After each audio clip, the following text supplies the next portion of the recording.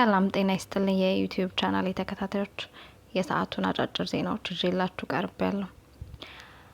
የኢትዮጵያ መንግስት ህዳሴ ግድብ በሱዳን ጎርፍ አስከትሏል በሚል ግብጽ ያቀረበችውን ክስ ውድቅ አደረገ። የውሃና ኢነርጂ ሚኒስቴር ግብጽ ህዳሴ ግድብ በአግባቡ ባለመተግበሩ ምክንያት የተለቀቀው ውሃ በሱዳን ጎርፍ እንዳስከተለ በመግለጽ ያወጣችውን መግለጫ በሐሰት የተሞላና ተንኮል አዘል በማለት ውድቅ አደረገ። ታላቁ የኢትዮጵያ ህዳሴ ግድብ ባይኖር ኖሮ ባለፉት ወራት በኢትዮጵያ ደጋማ ቦታዎች የታየው ከፍተኛ ዝናብ ሱዳንና ግብጽ ውስጥ በሰው ህይወትና በመሰረተ ልማት ላይ ታሪካዊ ውድመት ሊያመጣ ይችል እንደነበረም ገልጿል። የውሃና ኢነርጂ ሚኒስቴር ዛሬ ቅዳሜ መስከረም 24 2017 ዓ.ም ባወጣው መግለጫ ግብጽ በሐሰት የተሞላ ቅራኔ የሞላበትና የተዛባ ረጅም መግለጫ አውጥታለች ሲል ከሷል። የግብጽ የውሃ ሀብትና መስኖ ሚኒስቴር ያወጣው መግለጫ ዓለም አቀፉ ማህበረሰብ ለማሳሳት እንዲሁም ሐሰተኛ የተጎጂነት ትርክት ለመፍጠር ያለመ እንደሆነ ገልጿል። ግብጽ ትናንት አርብ መስከረም 23 ባወጣችው መግለጫ የህዳሴ ግድብን ህገወጥ ስትል የጠራች ሲሆን የግድቡ አስተዳደር በወሰደው ግድ የለሽ እርምጃ የተነሳ ኢንዱስትሪያል ጎርፍ ተከስቷል በማለት ከሳለች። የግብጽ መግለጫ ኢትዮጵያ የህዳሴ ግድብ ምረቃ ቀን ውሃ ሲፈስ ለማሳየት ስትል ከሚጠበቀው በላይ መጠን ያለው ውሃ ይዛ ነበር በማለት ይወነጅላል። ምረቃው በተከናወነ ማግስት የግድቡ አስተዳዳሪዎች በአንድ ቀን ውስጥ 485 ሚሊዮን ሜትር ኪዩብ የደረሰ ከፍተኛ መጠን ያለው ውሃ ለመልቀቅ ወሰኑ ብሏል።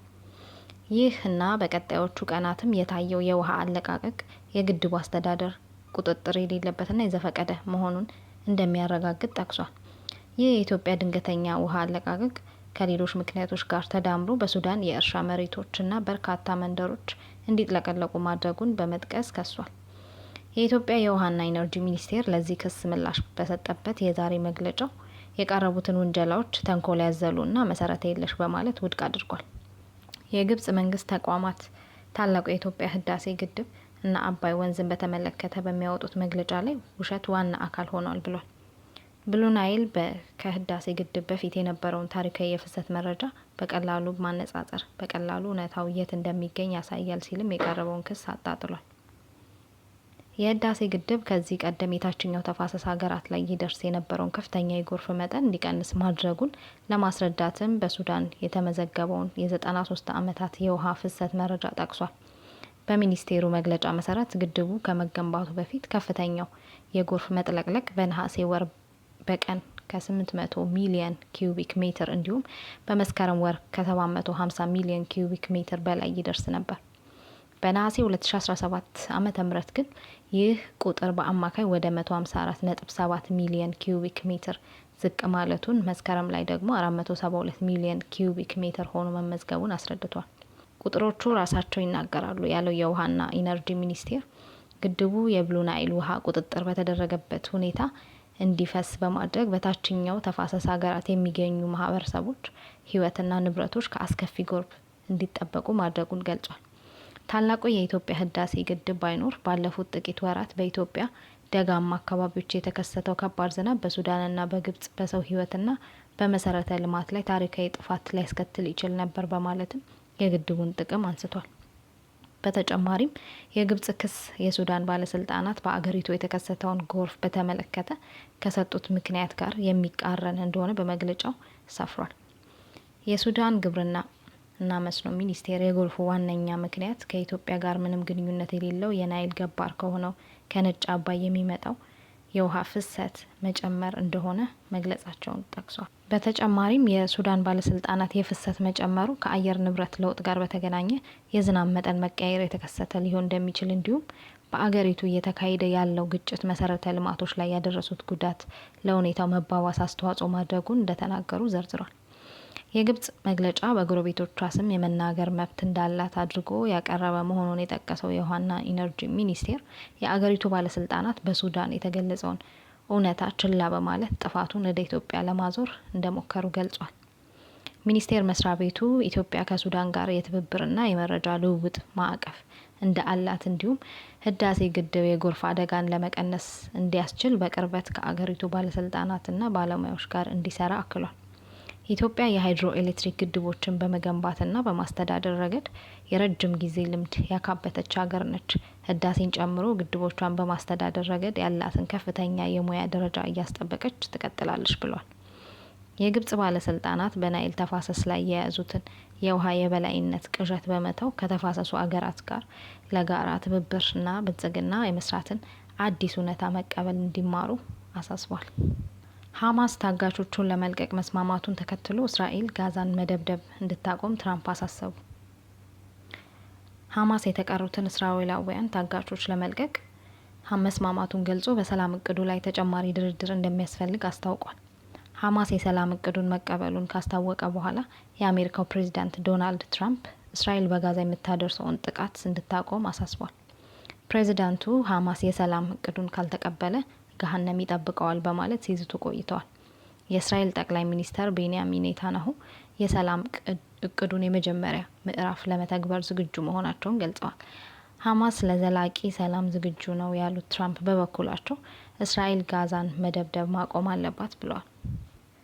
ትራምፕ የሀማስን ምላሽ በበጎ ቢቀበሉትም ቡድኑ ቁልፍ የሆኑ የሰላም እቅዱን ክፍሎች አለመቀበሉ ጥያቄ አጭሯል። 20 ነጥቦች ካሉት የአሜሪካ የሰላም እቅድ መካከል በተወሰኑት እንዲስማማ ሀማስ ገልጿል። የዩናይትድ ኪንግደም ጠቅላይ ሚኒስተር ኪር ስታርመር አሁን ያለው ሁኔታ ተስፋ እንደሚሰጥ ተናግረዋል። የተባበሩት መንግስታት ዋና ጸሐፊ አንቶኒዮ ጉተሬስ አሳዛኙ የጋዛ ግጭት እንዲቆም ሁሉም ወገኖች እንዲተባበሩ ጥሪ አቀርባለሁ ብለዋል። የቱርክ ፕሬዚዳንት ረሲፕ ታይፕ ኤርዶዋን ሀማስ ለጋዛ የሰላም እቅድ የሰጠው ምላሽ ገንቢ ነው ሲሉ ተናግረዋል። የጀርመን መራሂ መንግስት ፍሬድሪክ መርስ በበኩላቸው ታጋቾች የሚለቀቁበትና በጋዛ ሰላም የሚሰፍንበት ወቅት ተቃርቧል ብለዋል። የፈረንሳዩ ፕሬዚዳንት ኢማኑኤል ማክሮን ሁሉም ታጋቾች ተለቀው በጋዛ የተኩስ አቁም ስምምነት የሚደርስበት ወቅት ተቃርቧል በማለት መግለጫ አውጥተዋል። የጣሊያን ጠቅላይ ሚኒስተር ጆርጂያ ሜሎኒ በበኩላቸው ቅድሚያ ሊሰጠው የሚገባው የተኩስ አቁም ስምምነት ነው ብለዋል። ሀማስ የሰላም እቅዱ ቁልፍ ነጥቦች ላይ ለመስማማት ባይፈቅድም የሰላም እቅዱ እንዲተገበር ከአጋሮቹ ጫና የተደረገበት ነው። ሀማስ የተስማማባቸው ነጥቦች ጦርነቱን ማስቆም ይችሉ እንደሆነ አሁንም በግልጽ አልታወቀም። እስራኤል የወታደሮቿን ቁጥር እንደምትቀንስ አስታውቃለች። የእስራኤል መከላከያ ሰራዊት ጋዛን በቁጥጥር ስር ለማዋል የሚያደርገውን እንቅስቃሴ እንዲገታ ትዕዛዝ ማስተላለፉም ተዘግቧል። ኔታንያሁ የሰላም እቅዱን የመጀመሪያ ምዕራፍ ለመተግበር ዝግጁ መሆናቸውን ቢገልጹም ትራምፕ ካስቀመጧቸው 20 ነጥቦች መካከል የትኞቹን እንደሚተገብሩ ግልጽ አይደለም። 20 ነጥብ ባለው የሰላም እቅድ ውስጥ ከተካተቱት ሀሳቦች አንዱ ጋዛ ለጎረቤቶቿ ስጋት የማትሆንና ከሽብር ነጻ የሆነች ከተማ መሆን አለባት ይላል። በጋዛ መልሶ ግንባታ ተከናውኖ የጋዛ ህዝቦች ተጠቃሚ ይሆናሉ የሚል ነጥብም ተካቷል። ሁለቱ የሰላም እቅዱ ነጥቦች ከተሳኩ በኋላ ጦርነቱ ይቆማል ሲሉ ትራምፕ ተናግሯል። ከዚያም የእስራኤል ወታደሮች አካባቢውን ለቀው ይወጣሉ በማለት አክሏል። ሀማስ የተቀሩትን እስራኤላውያን ታጋቾች ከለቀቀ በኋላ 2000 ፍልስጤማውያንን እስረኞችን እስራኤል ትለቃለች። ትራምፕ በማህበራዊ ሚዲያ ገጻቸው ታጋቾችን በቶሎ እንድናድን እስራኤል ጋዛን መደብደብ ማቆም አለባት ብለዋል።